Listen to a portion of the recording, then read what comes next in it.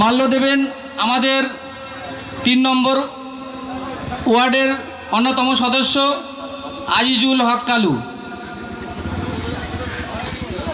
এবং ব্যাজ উত্তরীয় পড়াবেন মধ্যমগ্রাম বিধানসভার অবজারভার বাপি আলী মহাশয়।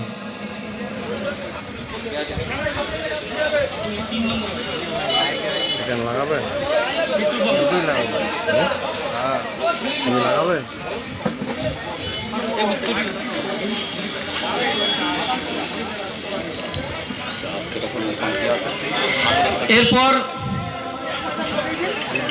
আমাদের প্রিয় ইন্ডিয়ান সেকুলার ফ্রন্টের বারাসাত কেন্দ্রের প্রার্থী মাননীয় তাপস ব্যানার্জি মহাশয়কে মাল্য দেবেন আমাদের 3 নম্বর ওয়ার্ডের সদস্য আজিজুল হক কালু।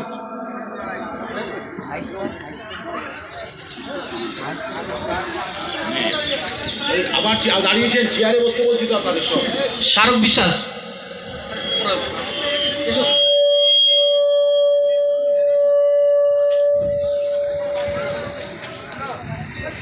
আমাদের প্রিয় প্রার্থীকে ব্যাজ উত্তরীয় পরিয়ে সংবর্ধিত করবেন আমাদের 3 নম্বর ওয়ার্ডের এবং মধ্যমগ্রাম টাউনের অন্যতম সদস্য শারক বিশ্বাস।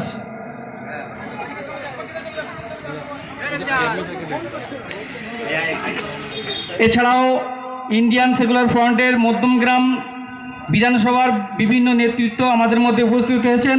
সকলকে আমাদের মধ্যমগ্রাম টাউনের পক্ষ থেকে সংগ্রামী অভিনন্দন ও শুভেচ্ছা জানাচ্ছি। এখন সংক্ষেপে বক্তব্য রাখবেন।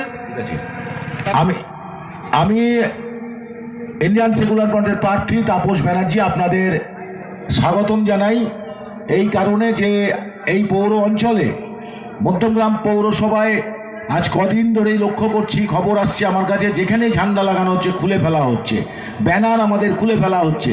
তার মধ্যে 24 ঘন্টা নোটিশে এইখানটায় একটা জায়গা পাওয়া গেছে, আমরা ব্যবস্থা করেছি, সেখানেই আমাদের সভা করতে হচ্ছে। কিছু করার নেই, কারণ এখানকার কর্মীরা আতঙ্কিত।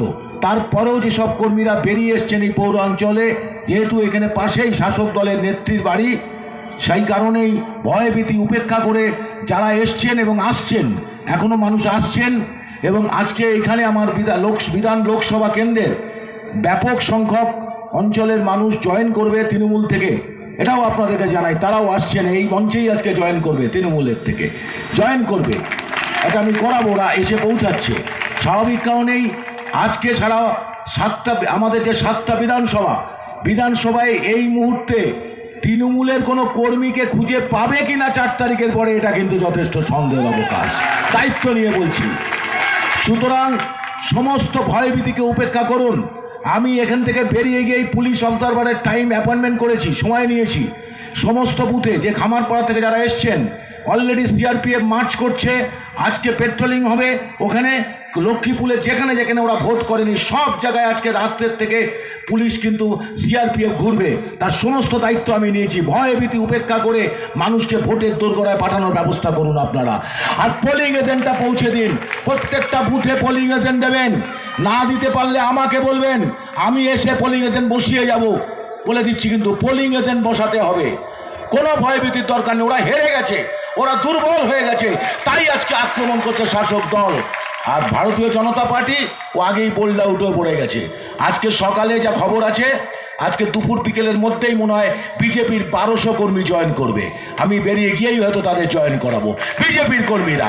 সুতরাং 7 তারিখে এই 7টা বিধানসভায় যেভাবে মানুষের ঢল নামছে আমাদের আইএসএফের প্রার্থীর সমর্থনে, এবং সবচাইতে বড় কথা, এক্ষুনি আপনারা মিডিয়াকে বলছিলাম, আমি সাক্ষাৎকারে বলছিলাম যে সবচেয়ে বড় কথা, যে মানুষ একটা বিকল্প চাইছিল, বিকল্প নেতা চাইছিল, একটা সভ্য ভদ্র মার্জিত যুব সমাজের আইকন উঠে এসছে পশ্চিমবঙ্গের মাটিতে, সেটা আমাদের চেয়ারম্যান দলের নওশাদ সিদ্দিকী ভাইজান।